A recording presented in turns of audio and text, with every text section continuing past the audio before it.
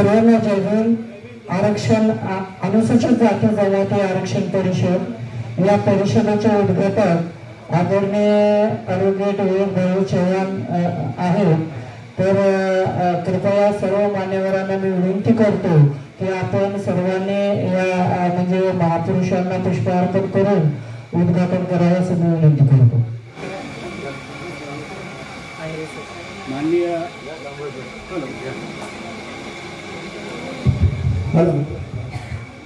प्रमुख वक्ते माननीय अशोक अहिरे सर यांनी माता फुलेंच्या प्रतिमेला पुष्पहार अर्पण केलेला आहे. इतर मान्यवर देखील आता पुष्पहार अर्पण करून आता ह्या कार्यक्रमाचं उद्घाटन हे करत आहेत. विजय कांबळे सर यांनी देखील पुष्पमालिका अर्पण केलेली आहे. अशा प्रकारे या कार्यक्रमाला जे उद्घाटन कार्यक्रमाला सुरुवात होत असताना प्रत्येकाने आपला कमी अधिक सहभाग दिलेला आहे. सर्वांनी आपापल्या जागेवरती उभं राहायचं आहे. हात पुढे करायचे. भारताचे संविधान त्याचे प्रस्ताविकेचे वाचन इथे आपण करत आहोत. आम्ही भारताचे लोक भारताचे एक सार्वभौम समाजवादी धर्मनिरपेक्ष लोकशाही गणराज्य घडवण्याचा व त्याच्या सर्व नागरिकास सामाजिक आर्थिक व राजनैतिक न्याय विचार अभिव्यक्ती विश्वास श्रद्धा व उपासना यांचे स्वातंत्र्य दर्जाची व संधीची समानता निश्चितपणे प्राप्त करून देण्याचा आणि त्या सर्वांमध्ये व्यक्तीची प्रतिष्ठा व राष्ट्राची एकता यांचे आश्वासन देणारी बंधुता प्रवर्धित करण्याचा संकल्पपूर्वक निर्धार करून आमच्या संविधान सभेत आज दिनांक 26 नोव्हेंबर 1949 रोजी याद्वारे हे संविधान अंगीकृत आणि अधिनियमित करून स्वतः प्रत अर्पण करत आहोत. धन्यवाद. सर्वांना जय हिंद. आज आपण पुण्यामध्ये अनुसूचित जाती अनुसूचित जमाती यांच्या आरक्षणाच्या संदर्भात ही परिषद घेत आहोत. ही परिषद नावातच इतके खतरनाक आहे की बऱ्याच तिथे बसलेल्या लोकांपैकी अनुसूचित या शब्द जाती जमाती संबंधित पलीकडचे असं एकूण चित्र दिसत आहे. आता हा परिषद घेण्यामागचं कारण काय? त्या परिषदेसाठी मागील 1 महिन्यापासून सतीश गायकवाड आमचे मित्र आहेत, त्याचबरोबर कांबळे सर आहेत, गायकवाड सर आहेत, भाई आहेत, या सर्वांनी एक विचार मांडला की गेल्या महिन्यात 1 ऑगस्ट 2024 रोजी सुप्रीम कोर्टाने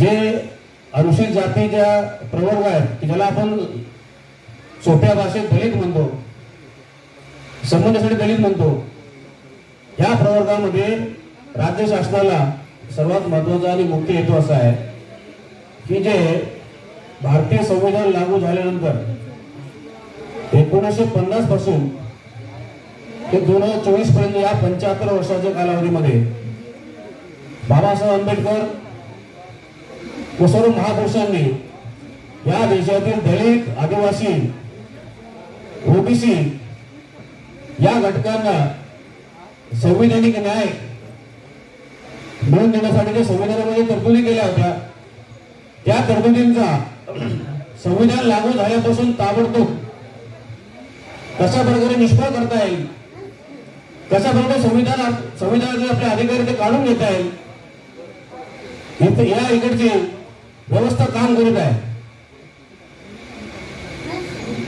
तो नुकतंच आपण पाहत असाल की जे सुप्रीम कोर्टाने जो जजमेंट दिला त्या जजमेंटच्या अनुषंगाने देशामध्ये जो बाबासाहेबांनी जे विखुरलेला समाज आहे, जे विखुरलेल्या समाजाला एक होण्यासाठी एक संविधानिक मार्गाने तुम्ही या देशामध्ये अल्पसंख्याक तुम्हाला जर न्याय हवा असेल, अत्याचार नको असतील तर तुम्हाला एक व्हावं लागेल. एक होण्याची संधी दिली म्हणून बाबासाहेबांनी सर्व जमातींना जे विखुरलेला समाज आहे, त्यांना अनटचेबल आहे, त्यांना शिवलं की पाप लागतं, पाहिलं की पाप लागतं, दोन पाहिलं तरी पाप लागलं, असे जे लोक ज्यांना या देशाची व्यवस्था देत होती त्या सर्व लोकांना स्वतःच्या सन्मानार्थ स्वतःचं जीवन सुखकर राहावं यासाठी त्यांनी शेड्यूल कास्ट या अनुसूचित जातीमध्ये एकत्र करून काही आदिवासींना शेवट आणि एकत्र करून हे जे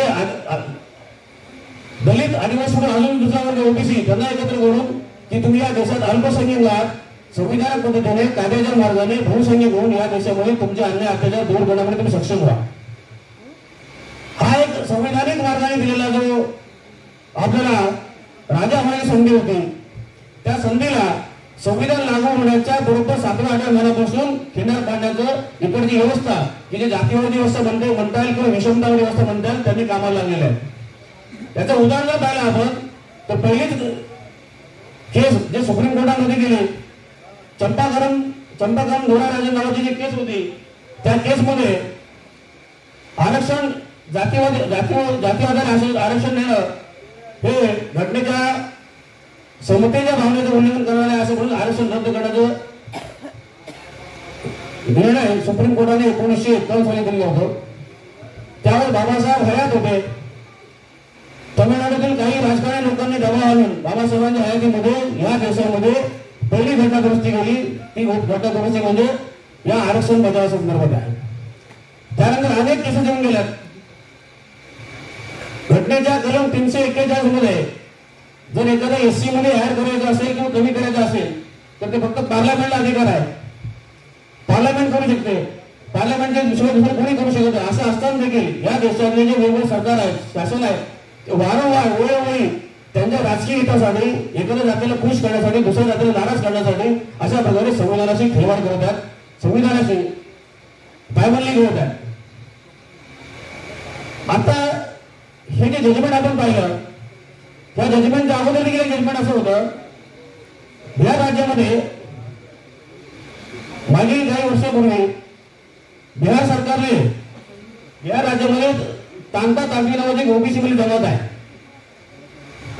त्या तांता तांत्रिक जमात जी आहे ती ओबीसी मधून काढून एससी मध्ये टाकली होती. बिहार सरकारने गॅजेट काढलं, एक जीआर काढलं आणि त्या जीआर नुसार ओबीसी मधला जे प्रवर्ग आहे त्यांना काढून एससी मध्ये टाकला. जेणे तसं पाहिलं तर राज्य सरकारला काहीच अधिकार नाही. मग राज्याचे लॉ जे त्याला आपण लॉ कमिशन म्हणतो, प्रत्येक राज्यात लॉ कमिशन असतात, तो कायद्यावर काम वगैरे कमिटीज असतात. त्या कमिटीचे लोक काय झोपलेले आहेत का? सांगत तात्पर्य एवढंच आहे की जाणीवपूर्वक हे जे दलित आदिवासी मिळालेले आरक्षण आहे हे आरक्षण वेगवेगळ्या पद्धतीने संपूर्णाचं कटकारस्थान या याच्यामुळे चाललेलं आहे. आता ज्या जजमेंटच्या अनुषंगाने आपण हे बोलत आहोत ते जजमेंट असं आहे की बाबासाहेब आंबेडकर विचार मंच विरुद्ध स्टेट ऑफ बिहार यामध्ये बिहार सरकारने की जे ओबीसी मध्ये ऑलरेडी आहेत, ओबीसी मध्ये खाली एससी मध्ये टाकण्यात आहेत, ते जे बिहार काढलं ते बिहार कशा प्रकारे चुकीचं आहे, कशा प्रकारे बेकायदेशीर आहे हे जजमेंट दिले आहे.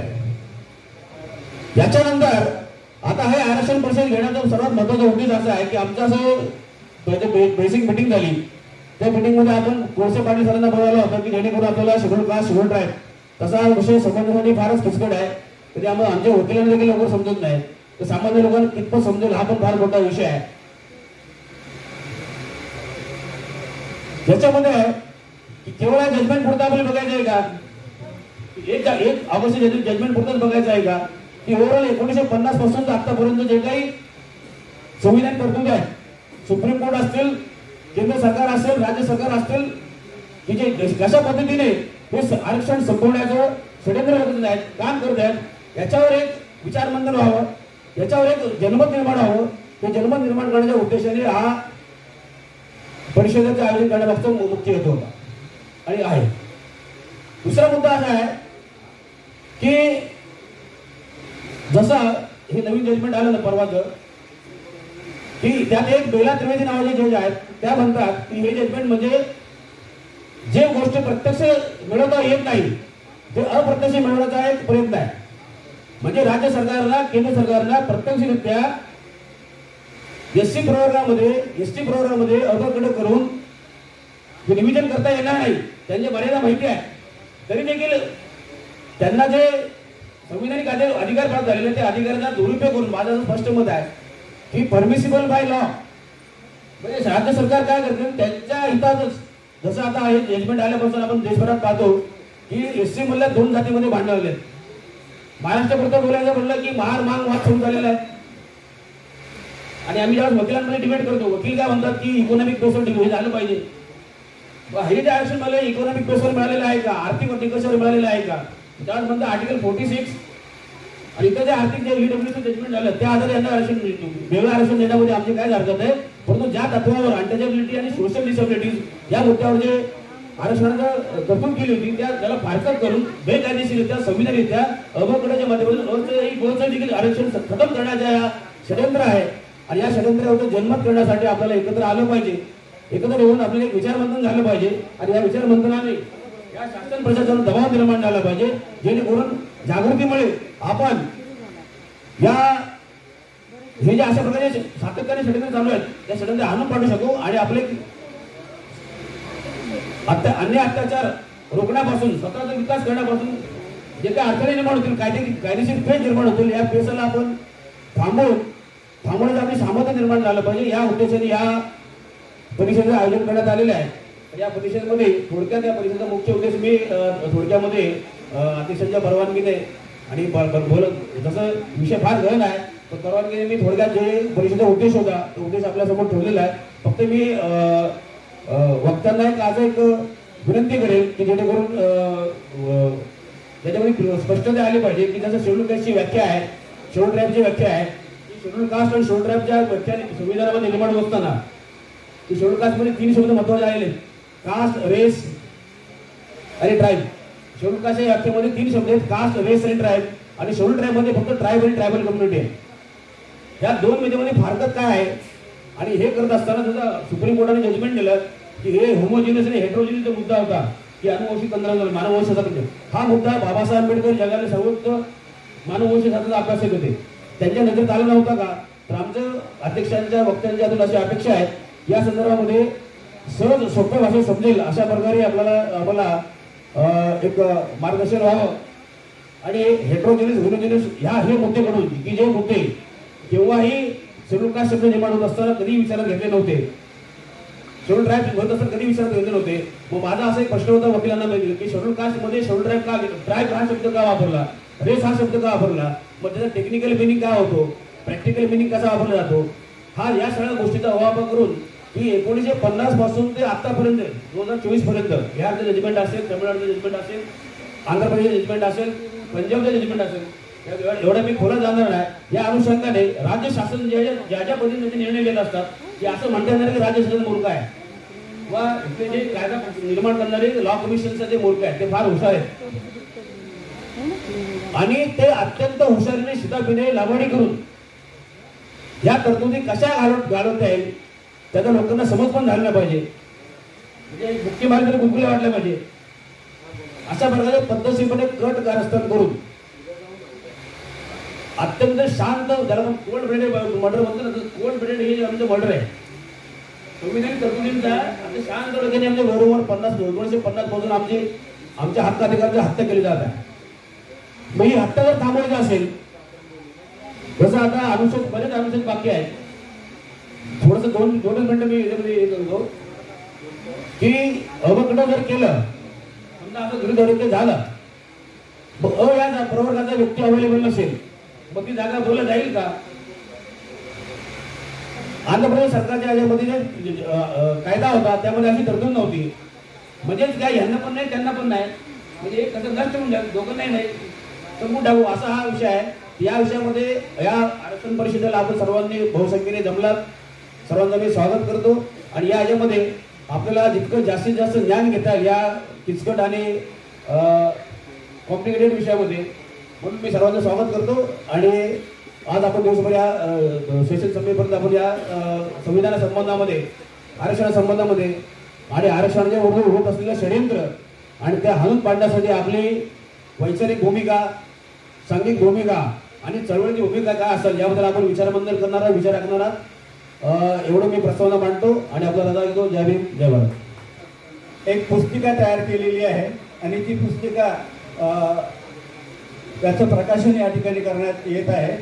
ही पुस्तिका मी तयार केलेली आहे. ती करत असताना अनेक प्रकारच्या बैठका, अनेक प्रकारचे लेख आणि या मान्यवरांची जी काही मतं आहेत ते मतं याच्यामध्ये मांडलेली आहेत.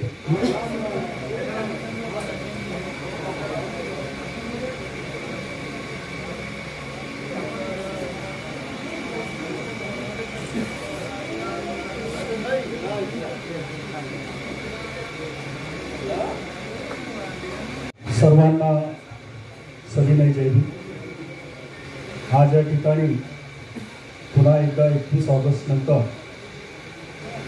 दुसऱ्यांदा सार्वजनिक भेट आपली सर्वांची होते आहे. बरेच मान्यवर या ठिकाणी उपस्थित आहेत, परंतु मी काही जास्त बोलत नाही. परंतु काही गोष्टी आपणाला माहिती असणं आवश्यक आहे. काहीतरी आपल्या अनकॉन्शियस माइंडमध्ये त्या गोष्टी असण्याची शक्यता आहे, परंतु त्या गोष्टी उजेडात येत नाही.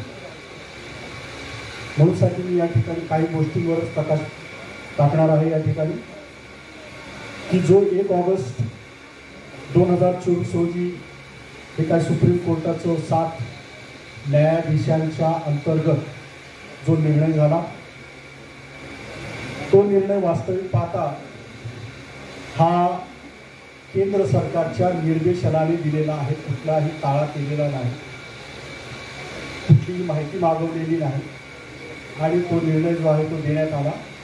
आणि तो निर्णय जो आहे तो विधानसभेच्या इलेक्शन्सच्या तोंडावर देण्यात आला. आणि यामध्ये अनेक ठिकाणी भारतामध्ये जातीवाचक अशा लढाया सुरू आहेत. रिकामे टोकलीसाठी आपली सगळ्यांची भांडणं आहे. हा निर्णय शासनाच्या, केंद्र सरकारच्या निर्देशनाने दिलेला आहे. हा एक मुद्दा आहे. दुसरी गोष्ट अशी आहे की आपण ज्याला आरक्षण म्हणतो ते आरक्षण आहे का? वास्तविक पाहता हा जो जजमेंट आहे त्या जजमेंटच्या बाबतीमध्ये ही सर्व वकिलांची टीम, स्वतः भाई विवेक चव्हाण जे आहेत हे स्वतः ॲडव्होकेट आहेत, ॲडव्होकेटची सगळी टीम या ठिकाणी उपस्थित आहे. RK गायकवाड सारखे या ठिकाणी उपस्थित आहेत. आमचे मित्र आहेत, प्रशांत पगारे आहेत. हे सगळे त्याच्यावर विचार करतीलच, न्यायालयाच्या भाषेमध्ये विचार करतील. परंतु वास्तविक पाहता आरक्षण आहे का हे हा पहिला मुद्दा. आपण आरक्षण आरक्षण आरक्षण म्हणतो आणि ते त्याला भीक भीक भीक भीक म्हणतात. आणि भीक म्हणूनही आपण काही वेळेस स्वीकारतो. याला सॅबोटेज करता येतं का? याचं कंटेनमेंट करता येतं का? हा सगळ्यात महत्वाचा मुद्दा. वारंवार या स्वातंत्र्याच्या लढाया होत असताना बाबासाहेब आंबेडकर म्हणतात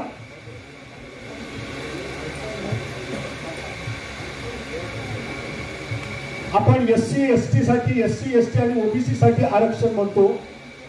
हे आरक्षण आपण जातीच्या निकषावर आहे असं समजतो, परंतु वास्तविक पाहता जातीच्या निकषावर हे आरक्षण नाही.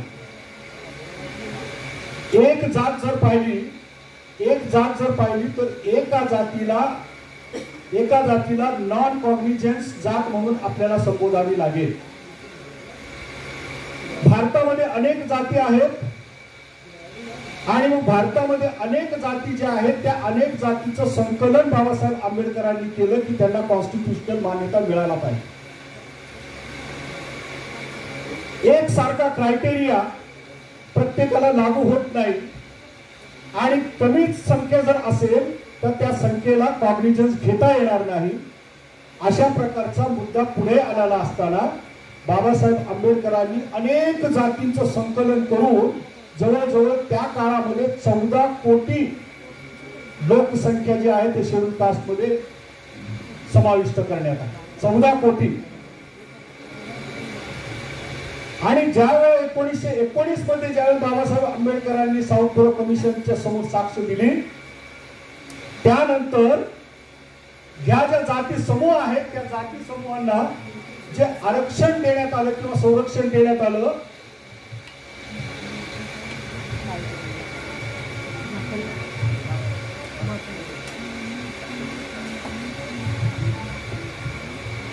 ते आरक्षण आणि संरक्षण जे आहे वास्तव में 1919 के संविधान में, हिंदीचं पुस्तक आहे बाबासाहेब आंबेडकरांचं, अस्पृश्य को संविधानिक अल्पसंख्याक माना गया. अल्पसंख्याक म्हणून आपल्याला दिलेला. उनकी मांगों के लिए संरक्षण एवं सुरक्षा का प्रावधान किया गया. सुरक्षा आणि संरक्षण आणि सुरक्षितता यांनी दिलेली आहे. आम्हाला संरक्षण द्या, सुरक्षा द्या, परंतु संरक्षण आणि सुरक्षाचा उपयोग होणार नाही. वास्तविक पाहता त्याला संविधानिक संरक्षण देणं आवश्यक आहे. गॅरंटी काय आहे तुम्ही देणार आहात याची गॅरंटी काय आहे? गॅरंटी ही बाबासाहेब आंबेडकरांनी मागितली आहे. दुसरा मुद्दा असा आहे की 1951 पर्यंत जे आता जो निर्णय आला तो निर्णय याच्यासाठी आला की अनेक जाती ज्या आहेत, पिछाडलेल्या जाती आहेत, अनुसूचित जाती आणि अनुसूचित जनजाती मधल्या त्या जातींना आरक्षण मिळालेलं नाही, ते तिथपर्यंत पोहोचू शकले नाहीत. म्हणून कॅटेगरायझेशन केलं तर सर्वांना समान वाटणी करण्यात येईल असा मुद्दा उपस्थित करून त्याचं कॅटेगरायझेशन वर्गीकरण करण्याचा निर्णय देण्यात आलेला आहे. परंतु वास्तविक पाहता हा जो वर्गीकरण जे आहे ते वर्गीकरण याच्यावरचं सोल्युशन नाही. तर वर्गीकरण सोल्युशन नाही तर मग काय सोल्युशन आहे? तर यांचं जे पाप आहे आपल्याला मी या ठिकाणी वाचून दाखवतो. म्हणून मी मुद्दाम बाबासाहेब आंबेडकरांची पुस्तकच या ठिकाणी आणलेली आहे. 1954 मध्ये ज्यावेळेस बाबासाहेब आंबेडकरांनी राजीनामा दिला, राजीनामा देताना त्यांनी एक माहिती या ठिकाणी डिस्क्लोज केलेली आहे. सरदार वल्लभभाई पटेलांच्या संबंधात सरदार वल्लभभाई पटेलांना ते म्हणतात की आमच्या सोबत धोकेबाजी झालेली आहे, आम्हाला कायद्याचं संरक्षण मिळालेलं नाही, रिझर्वेशनची अंमलबजावणी अद्यापही झालेली नाही. सरदार वल्लभभाई पटेल म्हणतात की तुमचा जो आरोप आहे तो बेसलेस आहे, तुमचा आरोप बेसलेस आहे. A question was asked from Honorable Home Minister whether my charge that the scheduled caste had not benefited by the rule which guaranteed to them 12.5% representation was true. In the answer to the question, the Honorable Home Minister was pleased to say that my charge was baseless. Baseless आहे तुमचा charge जो आहे, तुमचा आरोप केलेला तो baseless आहे असं बाबासाहेब म्हणतात. सबसिक्वेंटली लगेच सरदार वल्लभभाई पटेलांना असं वाटलं की मी जर थोडंसं उत्तर दिलेलं आहे, परंतु त्यांनी काय केलं it may be satisfied the call of the conscience. He, I am informed, sent round a circular to the various departments of the government of India, asking them to report how many scheduled caste candidates have been recently recruited in the government services.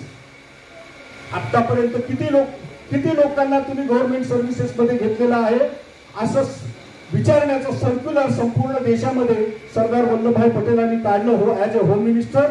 आणि त्यामध्ये उत्तर काय आली तर I am inform that most department say in reply nil और nearly नील.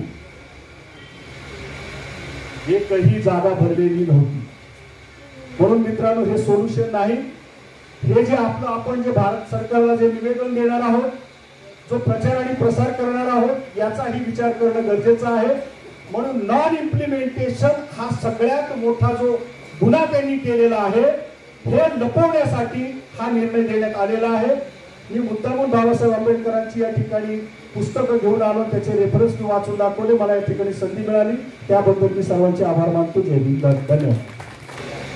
सर्वांना जय भीम, जय रविदास, जय संविधान, जय भारत. आजच्या कार्यक्रमाचे सर्व आयोजक तसेच सर्व महापुरुषांना मी या ठिकाणी वंदन करतो. आयोजकांनी जे परिश्रम घेऊन हा कार्यक्रम आयोजित केलेला आहे त्यांनाही मी प्रथमतः धन्यवाद देतो. वेळेचं बंधन या ठिकाणी सर्वांना घालून देण्यात आलेलं आहे. मी अशोक आहिरे, नाशिक. मी चर्मकार समाजाचा आहे. आदरणीय लक्ष्मण माने साहेबांनी मुंबईला ज्यावेळेला भटक्या विमुक्तांचं धर्मांतर झालं त्यावेळेला मी धम्म स्वीकारलेला आहे आणि धम्माची चळवळ ही भारतामध्ये सुरू झालेली आहे. साधारण 15 ते 20 लोक आम्ही मुंबईला गेलो होतो नाशिकहून आणि त्या ठिकाणी धम्म स्वीकारलेला आहे. आता आपला महत्त्वाचा जो विषय आहे या विषयावर आपल्याला विषय असं सांगतो की आरक्षणाचे धोरण, संविधानिक तरतुदी, आरक्षणाचे वर्गीकरण, सर्वोच्च न्यायालयाची भूमिका, निर्णय आणि शिफारसी, त्याचबरोबर त्यामधील क्रिमिलेअर, तसेच केंद्र सरकार आणि राज्य सरकारांची भूमिका काय आहे याविषयी आपल्याला अतिशय कमी वेळामध्ये महत्त्वाची माहिती घ्यायची आहे. मी आपणास सांगू इच्छितो की आरक्षणाचं धोरण जे आहे याचा राज्यघटनेपूर्वीचा जर आपण थोडक्यात इतिहास बघितला तर असं लक्षात येतं की इंग्रज येण्यापूर्वी आपल्याला शिक्षणाचा अजिबातही कुठं संबंध नव्हता. कोणी आपल्याला शिक्षण देत नव्हतं. परंतु इंग्रज या ठिकाणी आले आणि त्यांनी भारताची परिस्थिती बघितली की या ठिकाणी विशिष्ट असे लोक शिकलेले आहेत आणि संपूर्ण भारत हा एक प्रकारे अज्ञान आहे आणि त्यामुळे या लोकांना शिक्षण देण्याची गरज आहे. आपल्याला जो शिक्षणामधून इतिहास शिकवला गेलेला आहे तो अतिशय वेगळ्या पद्धतीने त्यांच्या सोयीने तोडून मोडून शिकवला गेलेला आहे. परंतु सर्वांनी अभ्यास केला असता असंच लक्षात येतं की त्यांनी बघितलं की विशिष्ट वर्ग हा संपूर्ण देशातील लोकांचं शोषण करत आहे आणि त्यांना अज्ञानात ठेवलेलं आहे. म्हणून हे सर्व शोषण केलं गेलं. त्यासाठी मग काय करावं लागेल तर यांना शिक्षण द्यावं लागेल आणि म्हणून शिक्षण सुरू झालं. परंतु संपूर्ण भारताला शिक्षण देताना तेवढी व्यवस्था नव्हती. म्हणून शहरांमधून शिक्षण सुरू झालं. मोठे शहर असतील, तालुका, जिल्हा पातळीवर, नंतर तालुका पातळीवर, नंतर ज्या ज्या ठिकाणी मोठे गाव होते अशा ठिकाणी. परंतु महात्मा फुलेंच्या लक्षात आलं की इतर समाजांना हे शिक्षण दिलं जातंय पण अनुसूचित जाती जमातीचे, ओबीसीचे जे लोक आहेत यांना शिक्षण दिलं जात नाही.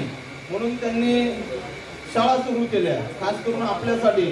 म्हणजे याचा दुसरा अर्थ असा आहे की आपल्याला हे आरक्षणाचं धोरण, शिक्षणामध्ये आरक्षण, हे महात्मा फुलेंनी सुरू केलं.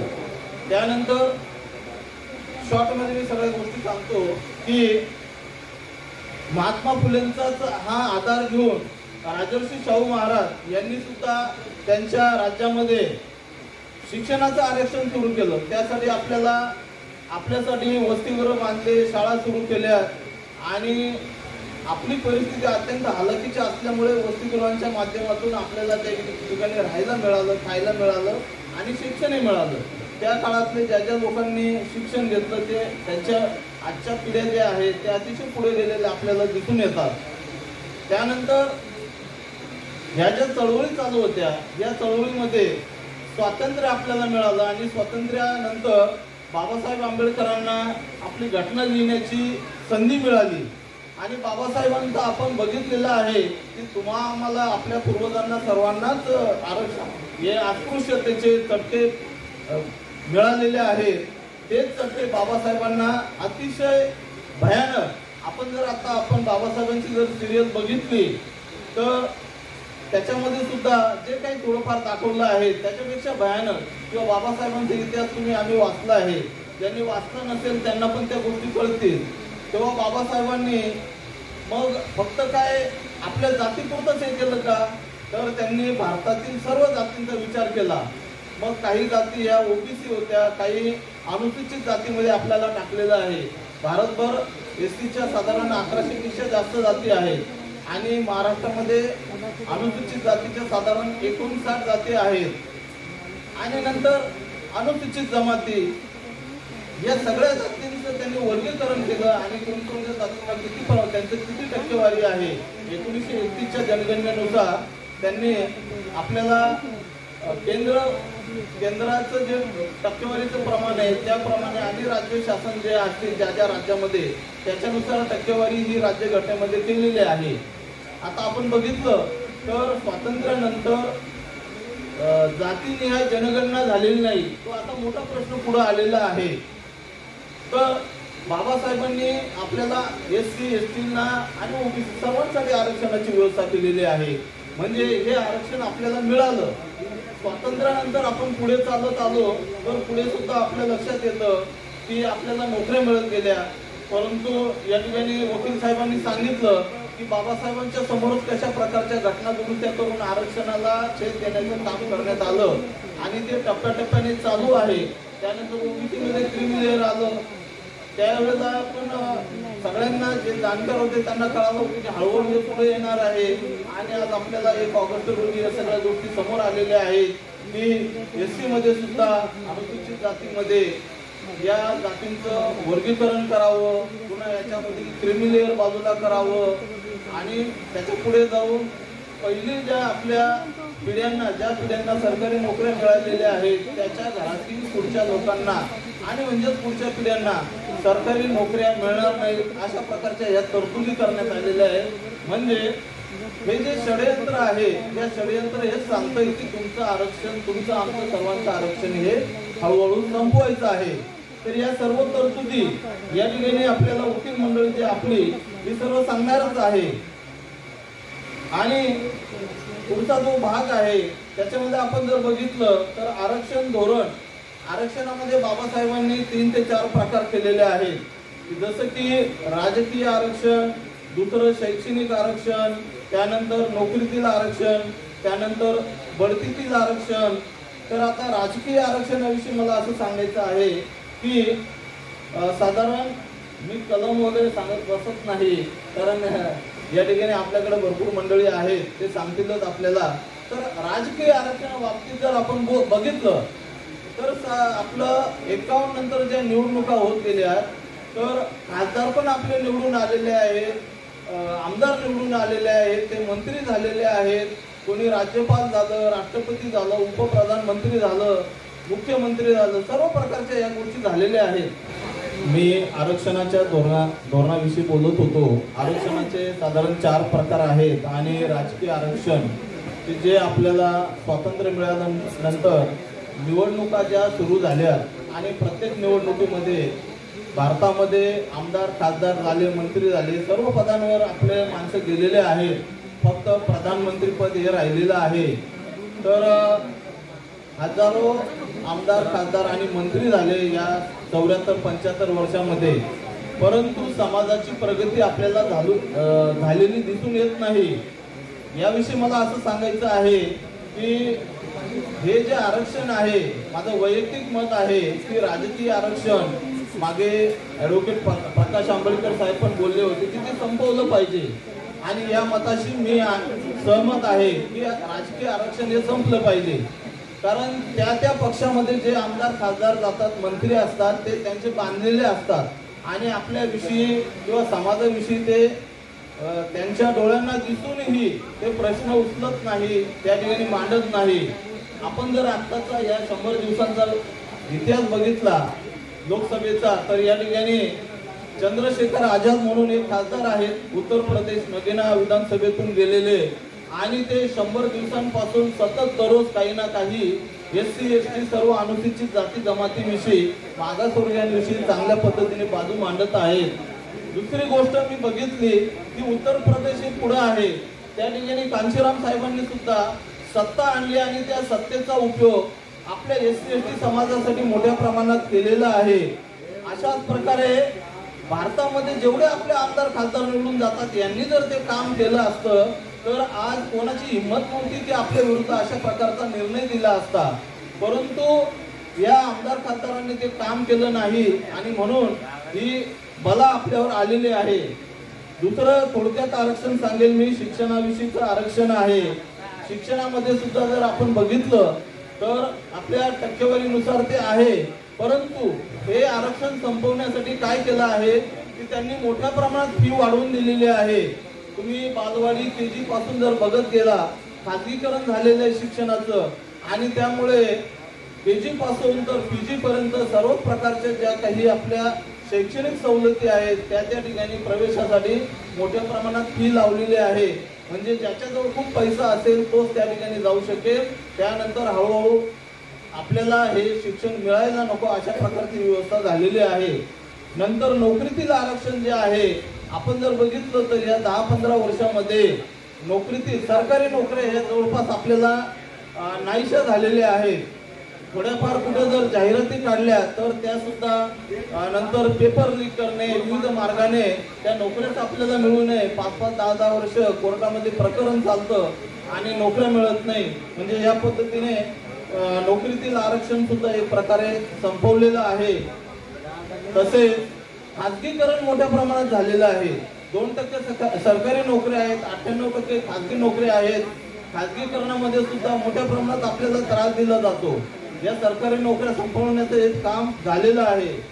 नोकरीतील बढतीचं आरक्षण, नोकरीतील बढतीच्या आरक्षणामध्ये जर बघितलं तर चांगल्या ठिकाणी पूर्वी विशिष्ट पद्धतीने बढती मिळत होती, परंतु त्याच्यामध्ये सुद्धा रोख लागली गेलेली आहे. तसेच राज्यसभेमध्ये नोकरीतील आरक्षणाचं जे बिल आहे ते सुद्धा पास होऊ दिलं जात नाही. या पद्धतीने हे आपलं सर्व प्रकारचं आरक्षण संपवण्याचा हा प्रयत्न झालेला आहे. त्यानंतर जर आपण बघितलं आताचा जो निकाल आहे 1 ऑगस्ट 2024चा, तर याच्यामध्ये त्यांनी असं सांगितलं की SC जे आरक्षण आहे त्याचं अ, ब, क, ड या पद्धतीने उपवर्गीकरण करावं आणि या उपवर्गीकरणामध्ये आज जे काही आपल्याला व्यवस्थित आरक्षण मिळत आहे किंवा नोकऱ्या मिळत आहेत, म्हणजे SC मधील जेवढ्या जाती आहेत या जातींमध्ये एक प्रकारे भांडण लावण्याचं हे काम झालेलं आहे. आणि ते जर भांडण आपल्याला लावून घ्यायचे नसतील तर त्याच्यासाठी भारतामध्ये, महाराष्ट्रात आणि सर्व राज्यांमध्ये आंदोलन सुरू झालेले आहेत. हा निकाल आपल्याला अजिबात अपेक्षित नव्हता. बाबासाहेबांनी आरक्षण या पद्धतीने अबकडे आरक्षण वर्गीकरण करावं किंवा याच्यामध्ये क्रिमी लेव्हल लागू करावं अशा प्रकारची कुठलीही घटनेमध्ये तरतूद नाही. तरी सुद्धा म्हणजे मनमानी पद्धतीने हा निर्णय दिला गेलेला आहे. याच्यामध्ये सरांनी सांगितलं की न्यायमूर्ती बेला त्रिवेदी या निर्णयाशी सहमत झालेले नाहीयेत. त्यानंतर दुसरे जे न्यायाधीश आहेत भूषण गवई, हे भूषण गवई अनुसूचित जातीचे न्यायाधीश आहेत. रासू गवई साहेबांचे चिरंजीव आहेत. परंतु आपण असं म्हणतो की आमचे प्रतिनिधी त्या ठिकाणी गेले पाहिजेत, लोकसभेमध्ये गेले पाहिजेत, विधानसभेत गेले पाहिजेत, न्यायपालिकेत गेले पाहिजेत. मग आपले प्रतिनिधी जर या न्यायपालिकेमध्ये गेलेले आहेत तर हेच प्रतिनिधी आपल्या विरुद्ध कसं काय घेऊ शकतात? आणि त्यामुळे मग जे लोक आपले त्या ठिकाणी प्रतिनिधी जातात त्यांच्यावरचा आपला विश्वास उडतो. मग विश्वास ठेवायचा तरी कोणावर? की जे अनुसूचित जातीचे न्यायमूर्ती असून ते सुद्धा आपल्या याच्यामध्ये वर्गीकरण करावं, क्रिमी लेअर लागू करावं. त्यांनी एक विविध ठिकाणी वेगवेगळे उदाहरणं दिले आहेत की रेल्वेचा डबा जर असेल तर त्या डब्यामध्ये जे लोक आतमध्ये शिरले तर ते नंतर येणाऱ्या बाहेरच्या लोकांना येऊ देत नाही. असं काही घडलेलं बघितलं नाही. आपण मुंबईच्या लोकांमध्ये, भारताच्या सर्व लोकांमध्ये फिरतो किंवा चांगल्या सर्व रेल्वेमध्ये फिरतो, त्या ठिकाणी सुद्धा असं होताना दिसत नाही. आपण बाहेरच्या लोकांना मध्ये घेण्यासाठी प्रयत्न करतो. तर या चुकीचे असे काही मतं मांडून आणि तो गैरसमज निर्माण करण्याचा प्रयत्न केलेला आहे. तर म्हणून माझा भूषण गवई साहेबांना विरोध आहे वैयक्तिकरित्या की त्यांनी असा या न्यायदान प्रक्रियेमध्ये बाबासाहेबांच्या रिझर्वेशनमुळे तुम्ही तिथपर्यंत गेलेले आहात आणि काहीतरी पद मिळवायचं असेल पुढे भविष्यात म्हणून तुम्ही एससीच्या विरुद्ध येतात, हे अतिशय चुकीचं आहे. या पद्धतीने आपल्याला या सर्व आरक्षणाचा अभ्यास केल्यावर लक्षात येतं की हा निर्णय कोणालाही पचलेला नाही. म्हणून आम्ही परवा 20 तारखेला नाशिक येथे आरक्षण बचाव कृती समितीच्या वतीने मोठ्या प्रमाणात मोर्चा काढला आणि जिल्हाधिकारी साहेबांना निवेदन दिलेलं आहे. त्यानंतर ज्या वेळेला निर्णय आला त्यानंतर लगेच 2 दिवसामध्ये आम्ही कलेक्टरला निवेदन दिलं. आमची रविदास मार्ग परिवार नावाची राष्ट्रीय संघटना आहे की अशा प्रकारचं आम्हाला आरक्षण हे विभागने किंवा हा निर्णय मान्य नाही. राष्ट्रपतींना आणि प्रधानमंत्र्यांना निवेदन दिलं. त्यानंतर महाराष्ट्र शासनाने सुद्धा अबकडचा घाट घातला होता, त्याला सुद्धा आम्ही विरोध केला. तर या पद्धतीने या परिषदा ज्या आहेत जनजागृती करण्याचं काम हे भारतभर चालू झालेलं आहे. आणि या ठिकाणी पुण्यामध्ये आदरणीय मिलिंद तायडे साहेब त्याचबरोबर त्यांचे जेवढेही सहकारी आहेत यांनी ही परिषद घडवून आणली आणि वैचारिक मंथन घडून समाज जागृती करण्याचं काम सुरू केलेलं आहे.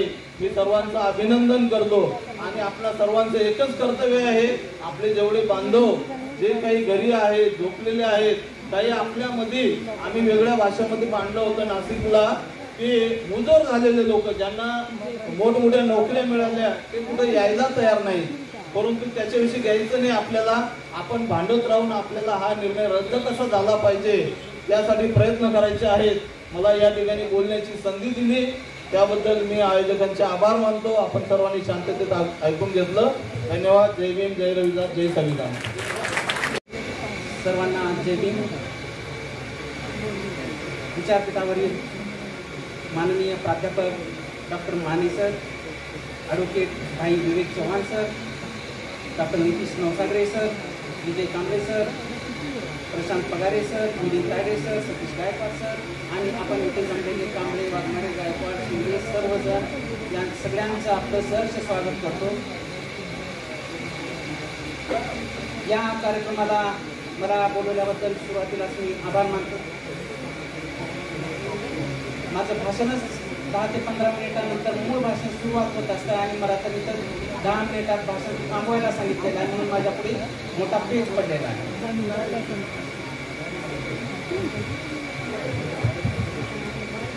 जात ही एक दर्जायुक्त अशी व्यवस्था आहे, ती ग्रेडेड इनइक्वॅलिटी आहे असे बाबासाहेब म्हणतात. आणि त्यामुळं आरक्षणांतर्गत आरक्षण हा जो वर्गीकरणाचा मुद्दा जो आलेला आहे ते पाहत असताना आपणाला जातीचा संदर्भ, कायदा, संविधान आणि अकॅडमिक बॅकग्राऊंड या 3 क्षेत्रावर आपणाला या आरक्षणाचा प्रश्नाची चर्चा आपणाला करावी लागणार आहे.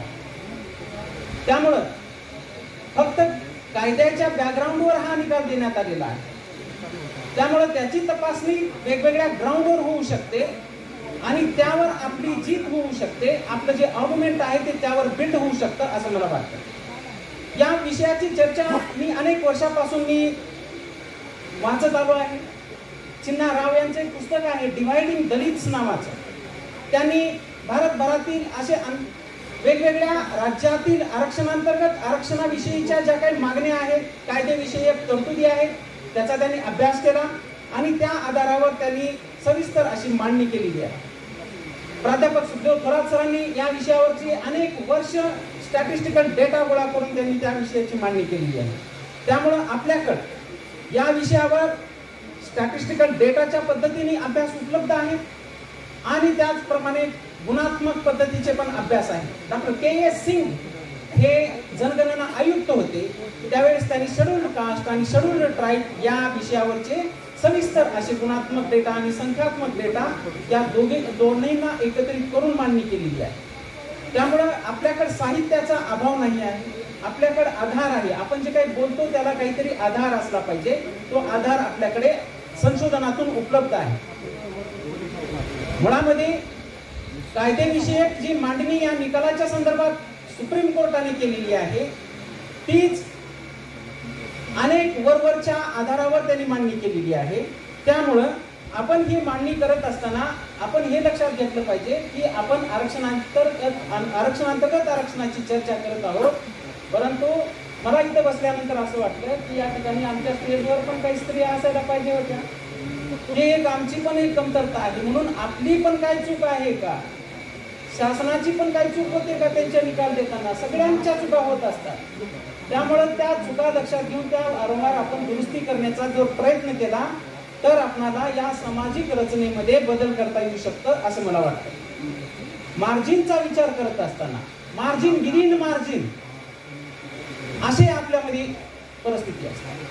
या विषयाचा अभ्यास कसा करायचा, कोणती मेथोडॉलॉजी वापरायची या विषयाच्या संदर्भामध्ये, एक्सक्लुजनच्या संदर्भामधून आपण पाहत आहोत. पण मूळ मुद्दा आहे की इथल्या एक्सप्लॉयटेशनचा मूळ संकल्पना एक्सप्लॉयटेशनची आहे.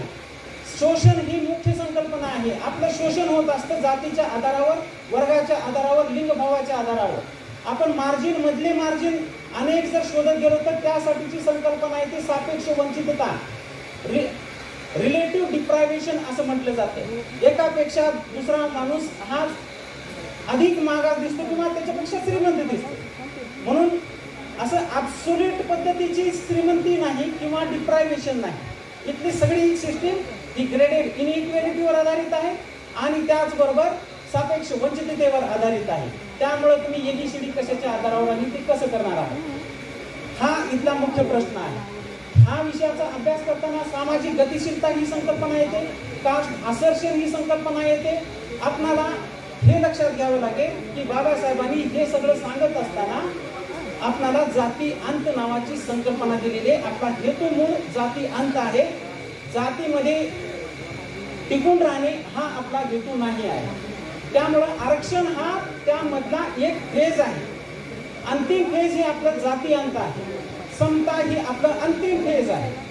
मग समता निर्माण करायचं असेल तर मग विषमता नष्ट करावं लागेल. मग समतेचं आकलन कसं करावं लागेल, मग न्यायाचं आकलन कसं करावं लागेल आणि विषमतेची आकलन कसं करावं लागेल, ह्या सगळ्या संकल्पनाचं थिअरीच्या पातळीवर आपल्याला अभ्यास करावा लागेल. तरच आपल्याला या गोष्टी आपल्याला लक्षात येऊ शकतील. आरक्षणाचा मुख्य हेतू काय आहे हे पण आपल्याला पाहावं लागेल. शेतगार्ड हे आरक्षणाचा मुख्य हेतू आहे. ज्या लोकांना जातीच्या आधारावर वंचित ठेवलं जात होतं त्याला अट्रॉसिटीचा बेस होता या वंचितता ठेवण्यामध्ये. त्यामुळं जात ही आता वर्गामध्ये कन्व्हर्ट झाली आहे का असा पण प्रश्न आपल्याला सुप्रीम कोर्टामध्ये विचारावा लागेल. आणि सुप्रीम कोर्टाला हे विचारावं लागेल की ही जी एक्सक्लुजन आहे ही एक्सक्लुजन कशा पद्धतीचं एक्सक्लुजन आहे.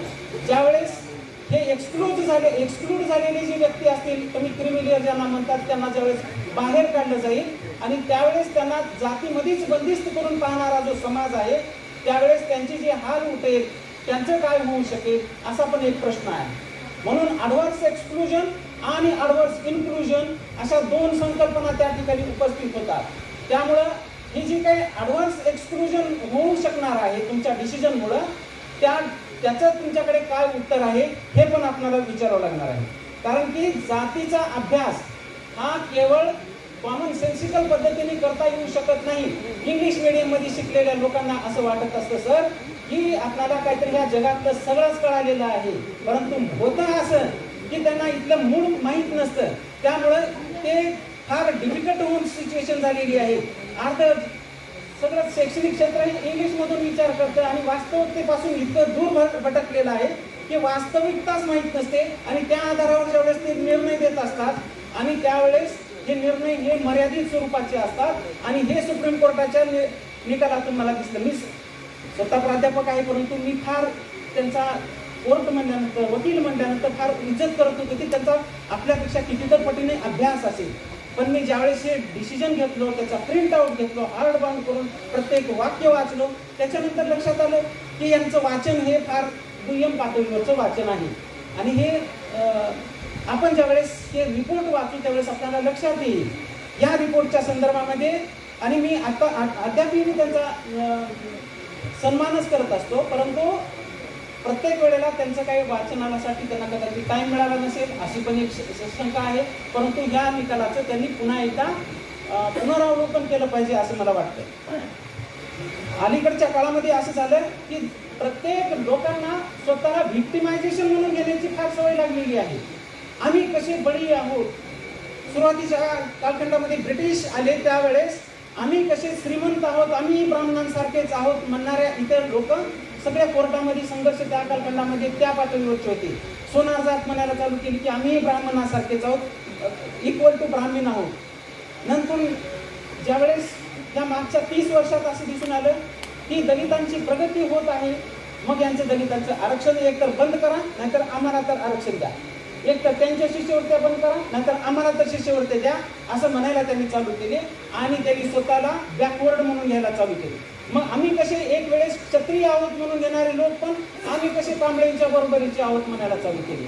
आता ह्याला प्रगती म्हणायची का अधोगती म्हणायची असा हा प्रश्न पडलेला आहे.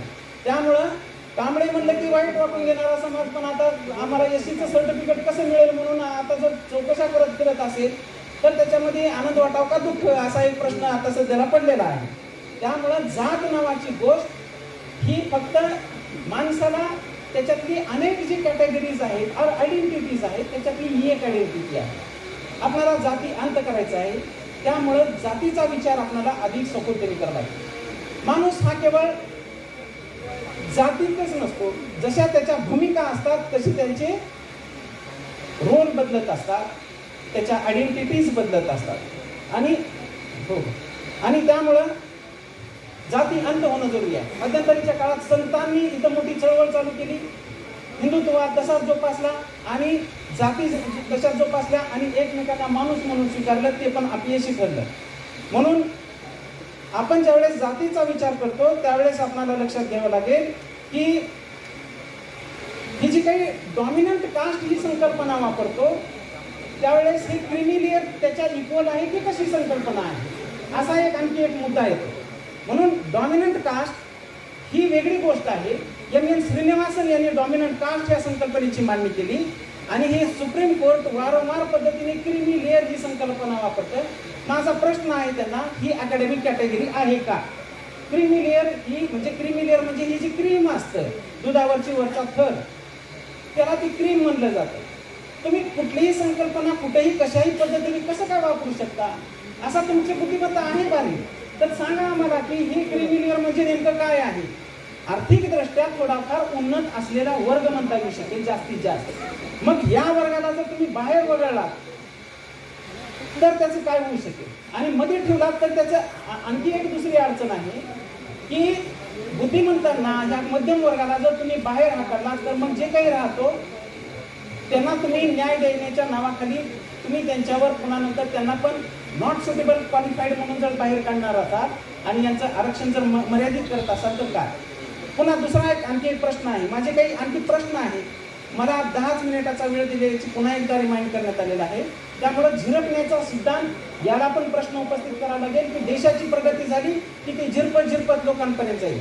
इथली जात जी आहे विशेषतः मला विवेक चव्हाण सर या ठिकाणी उपस्थित आहेत, त्यांच्यासोबत मोठी टीम आलेली आहे. त्यामुळे मी जाणतो की हा जो वर्ग आहे, हा जो जात वर्ग आहे, हा वर्षानुवर्ष हा वस्त्यांमध्येच कसा काय राहतो. आणि ही जी कोरेगाव पार्क आहे ज्या एरियात आपण उभा टाकलो तिथं प्रचंड 2-2, 4-4 एकरवर एकेकाचे बंगले आहेत आणि आमच्या त्या सगळ्या वस्त्यांमध्ये कमी जागेमध्ये प्रचंड मोठा जनसमुदाय आणि मोठ्या जागेवर प्रचंड कमी जनसमुदाय इथला जागेचा उपभोग घेतो. इथं जन्माला आल्यानंतर इथं प्रत्येकाने काही जमीन सोबत पोटातून घेऊन आलेली आहे का असा हा प्रश्न आहे. म्हणून इथल्या प्रत्येक रिसोर्सेसचं रिडिस्ट्रीब्युशन झालं पाहिजे. आरक्षण हा केवळ लहानसा घटक आहे. आरक्षणामध्ये हे प्रतिनिधित्वाचा भाग आहे, परंतु प्रतिनिधित्वाच्या नंतर जे उरलेले लोक राहतात त्यांनी कुठं जायचं असा हा प्रश्न आहे. आणि तो प्रश्न आपल्याला इथं उपस्थित करावं लागेल. माझे फक्त काही प्रश्न उपस्थित करतो मी या जजमेंटच्या बद्दल आणि फक्त थोडी 1-2 मिनिटांमध्ये मी हे संपून टाकतो की हा जो विषय आहे आरक्षणांतर्गत आरक्षणाचा, हा मजहबी शीख आणि वाल्मिकी यांनी पंजाबमध्ये तो उपस्थित केला आणि माला माडिगा यांनी आंध्र प्रदेशमध्ये उपस्थित केला. त्याच्यानंतर रामचंद्र राजू कमिशन 28 मे 1997 ला उपस्थित झालं. त्यानंतर E.V. चिन्नैया यांचं जजमेंट आलं की हे आरक्षणांतर्गत आरक्षण होऊ शकत नाही. त्यानंतर उषा मेहरा आयोग 21 मे 2007 रोजी आला आणि त्यांनी आरक्षणांतर्गत आरक्षणाची बाजू लावून धरली, कारण की त्यावेळेस मंदा कृष्णा माडिगा यांनी उपोषण करण्याचं ठरवलं आणि त्यांनी वारंवार जरांगे पाटील जसे उपोषणाला बसतात तसे त्यांनी तिकडे उपोषण धरून तिथलं वातावरण बिघडवून टाकून दिलं आणि त्याचा परिणाम असा झाला की त्याला घाबरून ते उषा मेहरा आयोग निर्माण झाला आणि त्यांनी मग आरक्षण देऊन टाकून द्या असं त्यांनी, कारण की त्यांचं काहीच जाणार नव्हतं, देऊन टाका म्हणायला काय अर्थ. आणि मग नंतर आली ती केस अरुण मिश्रा यांच्याकडे आणि मग या मोठ्या खंडपीठाकडे ती केस गेली पाहिजे असं सुप्रीम कोर्टाने पण सांगितलं. मग अरुण मिश्रा यांनी हे प्रकरण 8 ऑगस्ट 2020 रोजी ते मोठ्या लार्जर बेंचकडे ते पाठवलं आणि त्यानंतर या कोर्टापुढे काही प्रश्न उपस्थित झाले. ते प्रश्न होते की 12 ऑक्टोबर 2023 रोजी त्यांनी 3 प्रश्न उपस्थित केले. SC/ST प्रवर्गासाठी उपवर्गीकरणास परवानगी दिली जाऊ शकते का, कारण तीच SC/BC श्रेणीसाठी परवानगी आहे. दुसरा होता राज्य विधान मंडळे SC/ST श्रेणीमध्ये उपवर्गीकरण लागू करण्यास सक्षम आहेत का. आणि 7 फेब्रुवारी 2024 या दिवशी ज्यावेळेस त्याची पुन्हा सुनावणी झाली त्यावेळेस हे प्रश्न होते की काही SC गटांना इतरांपेक्षा जास्त आरक्षण मिळावे यासाठी राज्य अनुसूचित जातीचे उपवर्गीकरण करू शकतात का. आणि अनुसूचित जाती आणि अनुसूचित जमाती प्रवर्गातील उपवर्गीकरण अवैध आहे की सामाजिक आणि शैक्षणिक दृष्ट्या मागास प्रवर्गासाठी अनुमत आहे. आणि तिसरा प्रश्न होता चिन्नैया विरुद्ध आंध्र प्रदेश या केसमधील 5 न्यायाधीशांचे खंडपीठ चुकीचे होते का. या अनुषंगाने ही सगळी सुप्रीम कोर्टामधली ही मांडणी चालू होती. त्यावेळेस प्रश्न उपस्थित झाले ते होते अनुसूचित जाती हा एकसंघ गट आहे का, अनुसूचित जाती प्रवर्ग ही एक कायदेशीर कल्पना आहे का. आणि इंदिरा सोहानी यांनी जे वर्गीकरण ओबीसी पुरते जे मर्यादित केलं होतं ते SC/ST ला लागू करता येऊ शकते का. आणि अनुसूचित जातीचा क्रिमिलियर या आरक्षणातून वगळला जाऊ शकतो का, असे त्यांनी प्रश्न उपस्थित केले. आणि त्यामुळं या निकालावर आपला जो प्रश्न आहे तो प्रश्न बिल्ड होऊ शकतो तो असा की एका पिढीने आरक्षण घेतल्यामुळे मागासपण संपते का, पुन्हा नंतर आरक्षणांतर्गत आरक्षणाच्या मर्यादा काय आहेत आणि क्रिमिलियर या संकल्पनेचे कशा प्रकारे आपण कोणत्या मुद्द्याच्या आधारावर आपण त्याचं निरसन करू शकतो, त्याची चिकित्सा करू शकतो. आणि या जागतिकीकरण आणि भांडवलशाही दलितांच्या दारिद्र्याचे स्वरूप काय आहे, दारिद्र्य वाढत आहे की घटत आहे. आज जो मध्यम वर्ग म्हणून दिसत आहे हा मध्यम वर्ग हा लोन घेऊन मध्यम वर्ग मोठा झालेला आहे. इथं कुणाकडेही 10 लाखाच्या पलीकडे 8 लाखाच्या पलीकडे बँक बॅलन्स नसतो. आपण खाऊन पिऊन वर्तन पद्धतीने रविवारी साजरी करणारे माणसं आहोत. चांगले कपडे घालतो, लोन काढून गाडी घेतो, लोन काढून घर घेतो. म्हणजेच आपला जो वर्ग म्हणून जो निर्माण झाला म्हणला जात आहे त्या वर्गाचा आर्थिक आधार काय आहे. त्यांच्याकडे पॅन कार्ड आहेत, आधार कार्ड आहेत, आपल्याकडे आणि पॅन कार्ड आहेत, आधार कार्ड आहेत, आपली संपत्ती सगळी माहिती आहे त्यांना.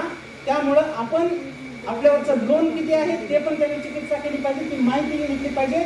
आणि सगळं मायनस झाल्यानंतर आपल्याकडे किती रक्कम आहे का लोन शिवाय, आपले रिटायरमेंटच्या नंतरच्या लोकांची अवस्था काय, त्यांच्या कुटुंबाचं काय आहे, ज्यांना पेन्शनच नाही त्याचं काय आहे. आणि जे आरक्षणच लागू केलं जात नाही, सगळं खाजगीकरण केलं जातं, ते परिस्थितीमुळे हे फेस काय कोणत्या पद्धतीला फेस करत आहे ह्या सगळ्या गोष्टी ते बघितल्या पाहिजे. म्हणजेच कॉन्ट्रॅक्च्युअल पोस्टवर काम करणाऱ्या कर्मचाऱ्यांच्या क्रिमिलियरचे मापन कसे करणार. एका वर्षी शेत पिकतं, दुसऱ्या वर्षी शेत पिकतच नाही. मग तुम्ही एका वर्षी क्रिमिलियर लागू करता आणि दुसऱ्या वर्षी ते दारिद्र्य रेषेखाली जातं, मग त्याला मिळणाऱ्या संध्या पण निघून जातात. मग त्यावेळेस तुम्ही त्याला जबाबदार आहात का, त्याचं काय करणार आहात तुम्ही, असे पण प्रश्न उपस्थित राहतात. आणि त्यामुळं सर्वोच्च न्यायालयाचा हा निर्णय संविधानाला अनुसरून आहे की नाही आहे असा हा मुद्दा आपल्याला उपस्थित करून बघावा लागेल. आणि आताच ह्या सगळ्या गोष्टीनंतर लगेच ह्या बार्टीला घाई झाली आणि महाराष्ट्र शासनाला घाई झाली की त्यांनी एक रिपोर्ट दिला. मातंग समाजाचा आरक्षणामध्ये 5% का 10% कितीतरी टक्के समावेश झाला पाहिजे. नाव बाबासाहेबांचं त्या बार्टी नावाला मध्ये सगळा बाकीचाच कारभार दिसत आहे. आणि त्यामुळं त्याच्यावर थोडं लक्ष केंद्रित करणं फार जरुरी आहे. बाबासाहेबांचं नाव असल्यामुळे आपण दुर्लक्ष करतो, पण मध्ये काय चालू आहे, सगळ्यांना न्याय मिळत आहे का? काही जातींसाठी वेगवेगळे कार्यक्रम ते लागू करताना दिसत आहेत. प्रत्येक त्यांच्या ॲडव्हर्टाईज पाहिलेले आहे. त्यामुळे सगळ्या आपला उद्देश आहे की सगळ्या समाजाला न्याय भेटला पाहिजे, केवळ आपणालाच नाही किंवा केवळ दुसऱ्या जातीला, एका जातीला नाही, तर ते सगळ्यांना न्याय भेटला पाहिजे या पद्धतीचं आहे. आणि ज्यावेळेस झालं सर 1 मिनिट आणि या सर्वोच्च न्यायालयाने आजपर्यंत जे निकाल दिले आहेत ते फार चांगले आहेत असा आपला एक समज असतो. त्यामध्ये असं होतं की हे जे बाबरी मस्जिद प्रकरण आहे किंवा शहाबानूचं प्रकरण आहे, भवरी देवी केस आहे, सर्वोच्च न्यायालयाने हे ज्यावेळेस हे इथले राजकीय पक्ष फोडले त्यावेळेचा जो डिसिजन आहे ते सगळे कशाच्या आधारावर दिलेले आहे? त्याला भावनात्मक आधार आहे की त्याला फॅक्च्युअल आधार आहे? आपण फॅक्टचा विचार करतो, जजमेंट हे फॅक्टवर आधारित असतात. लोकांना काय वाटतं त्याच्यावर नाही, परसेप्शन. एक व्यक्ती जरी एकीकडे असला आणि लाखो लोक जरी एकीकडे असले आणि सत्य जर एका व्यक्तीचं असेल तर त्यावर आधारित ते डिसिजन दिले जातात.